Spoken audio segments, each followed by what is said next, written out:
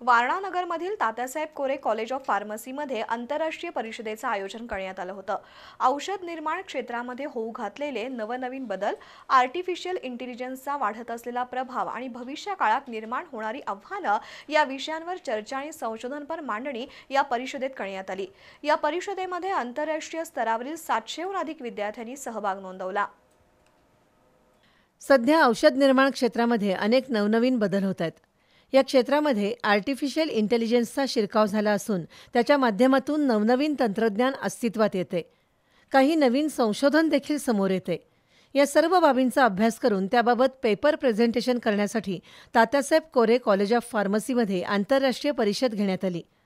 ऑस्ट्रेलियाच्या university of South Wales सिडनीचे प्राध्यापक doctor Tushar Kumeria, Indian Institute of सायन्सचे डॉक्टर झुंझुनवाला यांच्यासह अनेक तज्ज्ञांनी विविध विषयांवर मार्गदर्शन केलं। विविध देशातून आलेल्या विद्यार्थ्यांनी शोधप्रबंधांचं सादरीकरण केलं। त्यामध्ये artificial intelligence, nano technology, 3D printing आणि हर्बल प्रॉडक्ट या विषयांचा समावेश होता। त्यातून सर्वोत्कृष्ट प्रबंधांचं मूल्यांकन करण्यात आलं। त्यामध्ये प्रथम क्रमांकाचं बक्षीस कोल्हापूरच्या भारती विद्यापीठाचे मोहम्मद जमीर यांना मिळालं, तर द्वितीय क्रमांकाचं बक्षीस स्पर्शा बांदेकर आणि तृतीय क्रमांकाचं बक्षीस सावंतवाडीच्या सानिया सारंग यांना मिळालं।